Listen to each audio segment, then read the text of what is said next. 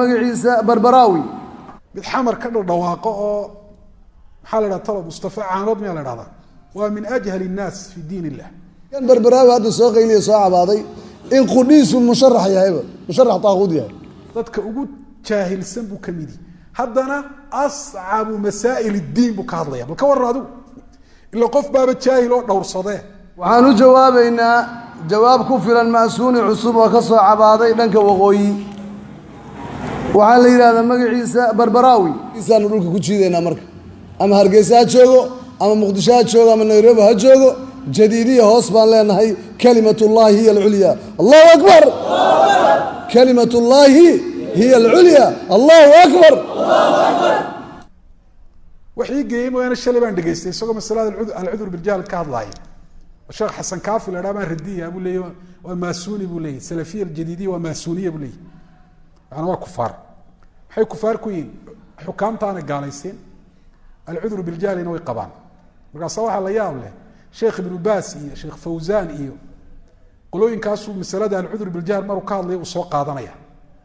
marka qaacidadiisa lagu socdana de waa maasuuniye culimadaas ila xukaamta muslimiinta ma gaalaysiiyaan marka maasuuniyadii buu daliishanaya حيوان ياب كل واحد كم يخلط بين الكفار الأصليين ومن دخل في الإسلام كفارتي أصليين تاعي يضدك الإسلام كسوق قلب يسكو خلط ضيع لبضع سنة مسألة العذر بالجاهل مركا لقاها ليني كل الدوين بين الشهر صوما وحان اسكو هاي سنة مركا كوات إن الله عذر داري كرددك أهل الشركة أو عذر دار ليهين ما دام أي جاهليهين ومدى كوات مدى اللمات حكامته kitaabka ilaahay diiday aan ku maamulin annagu kufaar baan u naqaanaa iyaguna waxay yiraahdeen maya gaalnimo ma aanay gaarin waa muslimiin waa loo cudur daaraya in la ateecana waliba waajib arinta ila fiiri hadda magaalada uu joogo Hargeysa kitaab ilaahay miyaa lagu maamulaa maya waa teeno kala Muqdisho waxba ana istahiri mayno laakiin alxamdulillah tawaaqid baan u naqaanaa anagu asagu laakiin waliyul amri buu yaqaanaa in la adeecuuna rumaysan yahay golaha guurtida iyo golaha baarlamaanka Soomaaliland wuxuu u yaqaanaa dad muslimiina annaguna tawaaqid baan u naqaanaa geesa waaweyn kufaar ilaahay kitaabkiisa diidaa u naqaanaa adillada caamka ee ficilka ama qowlka xukumaysa itlaaqa ayuu u daliishanayaa qofka muayyanka ee kufri ku dhacay ee jaahil u geeyay in marnaba loo cudur daaray وكذلك أقواش علماء مطلقة يقول لي وكاس بلاك سو كاجاليسي هذا هو مطلق من ذبح لغير الله فهو مشرك بواركه يتصالان واطلاق قف معين هذا اللي ما سو كان شالي ugu cudur daarin deeyu gaaleysiye waa kuma qofku gaaleysiye mas'aladu ka hadlaya waa iطلاق ba tan la yiraahdaa waxyaabo la yaab kale waxa kamida subhanallah oran soo waad u naxaysaa dadka qaar kood markay masaa'il diin ka hadlayaan wuxuu oranayaa sheekha Faaruni la yiraahdo wax noocaas ayaa kitaabkiisa al-Ibana sida ku yiri miyaanay cadayn kan garow jooga taaquudka garow haysta saaxiibkii kan Hargeysa jooga waaba codeynayaanba maxaa wali waxa la sheegay kan Barbaraawi hadda soo qeyliyo soo cabaaday in qudhiisu musharax yahayba musharax taaquud yahay taaquudnimo musharax yahay koow meesha cida joogta waa u galaan waa la saaxiib waa isu dhow yihiin kuwa Muqdisho joogana sidoo kale waad ogtiinba idin kaga warramay maayo adinka iga badiya maxaa saaxiib kala dhigay ninka sharciga ilaahay ka fog kan shariicada raadinayana col kala dhigay aqligii aawe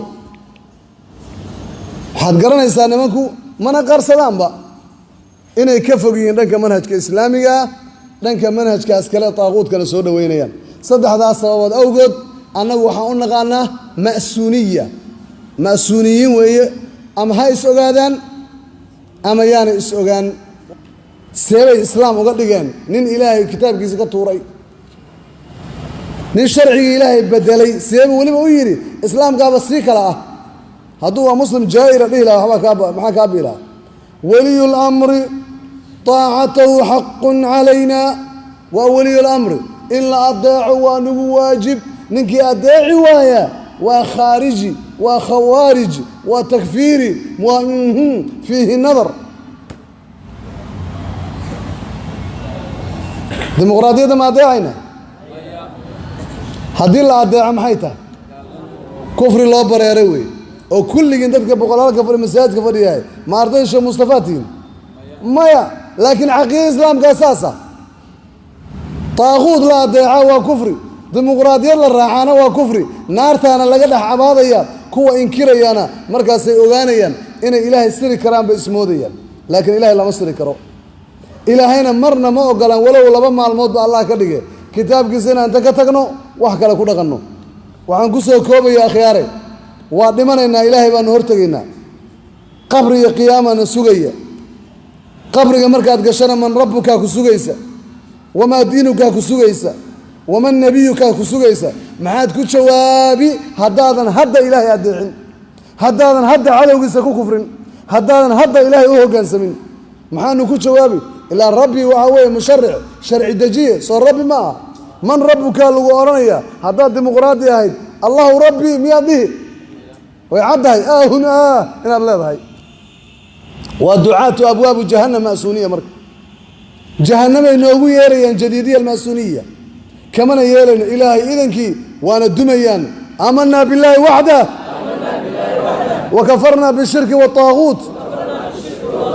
آمنا بالله وحده وكفرنا بالشرك والطاغوت الله أكبر لا ميجا حوالي كحشوان إنسان جديدك يا مأسونك يا متك ما يشكو قبنا يا أهل النفاق إن بارك كجبتان مرة الله أكبر فاروني بيض مقرشين كتاب يبانو يرالي inuu badku magac kale u bixiyo caam buu iskaga yahay culimada magac kale inuu la baxo oo Sheekh Saciid markuu radiyay baan meelaha qaar kodan dhageystaan ku arkay